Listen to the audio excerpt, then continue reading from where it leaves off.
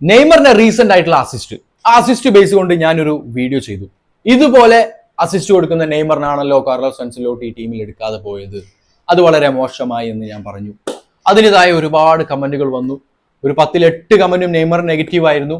അതാണ് എന്നെ അത്ഭുതപ്പെടുത്തിയില്ല. അതിൽ 2-3 കമന്റുകൾ ഞാൻ എടുത്തു വെച്ചിട്ടുണ്ട്. ബ്രോ, കുറച്ച് ലോജിക്കൊക്കെ വേണം. ഒരു ഫിറ്റ്നസ്സും ഇല്ലാത്ത കണ്ടൻ ലീഗിൽ കളിക്കുന്ന നെയ്മറിനെ എങ്ങനെ ഇന്റർനാഷണൽ ലെവലിലേക്ക് കൺസിഡർ ചെയ്യും? നിലവിൽ വേൾഡ് കപ്പ് ആകുമ്പോൾ നല്ലൊരു ടീമിനല്ലേ, നല്ലൊരു പ്ലേയേഴ്സിനല്ലേ നമ്മൾ എടുക്കേണ്ടത്.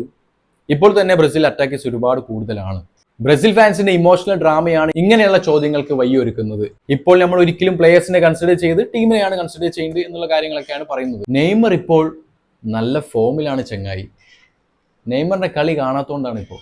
അൻസെലോട്ടി നെയ്മറിനെ ഒഴിവാക്കിയ സമയത്ത് സ്റ്റാറ്റ്സ് നോക്കുകയാണെങ്കിൽ ലാസ്റ്റത്തെ 9 മാച്ചിൽ നിന്ന് 9 ഗോളും 3 അസിസ്റ്റുമാണ് നെയ്മറിന്റെ കയ്യിലുള്ളത്. സാന്റോസിന് വേണ്ടി നെയ്മർ അടിച്ചത്. നിലവിൽ ലാസ്റ്റത്തെ 10 മാച്ചിൽ 9 ഗോളും 4 അസിസ്റ്റും നെയ്മർ സാന്റോസിന് വേണ്ടി അടിച്ചിട്ടുണ്ട്. അടിപൊളി സ്റ്റാറ്റ്സ് ആണ്.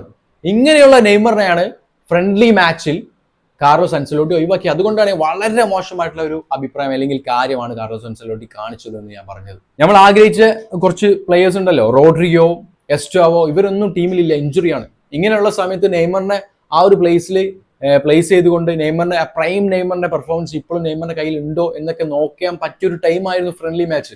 ആ ഫ്രണ്ട്ലി മാച്ച് നെയ്മറിനെ ആഡ് ചെയ്തിട്ട് വളരെ യൂസ്ഫുൾ ആക്കി തീർക്കാൻ കാർലോസ് അൻസെലോട്ടിക്ക് പറ്റില്ല. അത് വളരെ വളരെ നെഗറ്റീവ് ആയിട്ടുള്ള കാര്യമാണ്. ഇപ്പോൾ തന്നെ കാർലോസ് അൻസെലോട്ടി ഈ ഫ്രണ്ട്ലി മാച്ചിൽ എടുത്ത സ്കോറിൽ 2 പ്ലേയേഴ്സ്, ഒന്ന് റയാൻ, അതുപോലെ തന്നെ ഒന്ന് ലൂയിസ് എൻറിക്കസ്.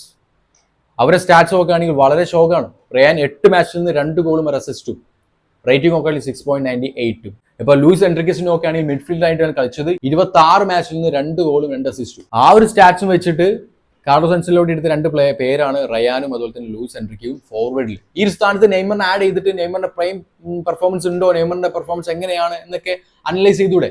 അതൊന്നും കാർലോസ് അൻസെലോട്ടി ചെയ്തില്ല. അതാണ് മോശം, ഒരു ശോകമായിട്ടുള്ള ഒരു കാര്യമാണ് കാർലോസ് അൻസെലോട്ടി ചെയ്തത് എന്നുള്ള ഒരു കാര്യത്തിൽ സംശയമില്ല. അത് 100% ഷുവറാണ്.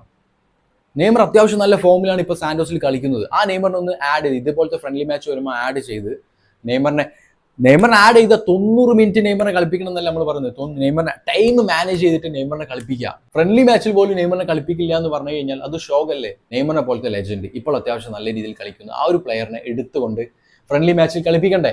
കാർലോസ് അൻസെലോട്ടി ചെയ്തത് വളരെ മോശം അഭിപ്രായമാണ്. എൻ്റെ ഒപ്പീനിയൻ പറഞ്ഞു. നിങ്ങളുടെ ഒപ്പീനിയൻ എന്താണ്? കമന്റ് ബോക്സിൽ കമന്റ് ചെയ്യുക. Okay friends, video scorers mind.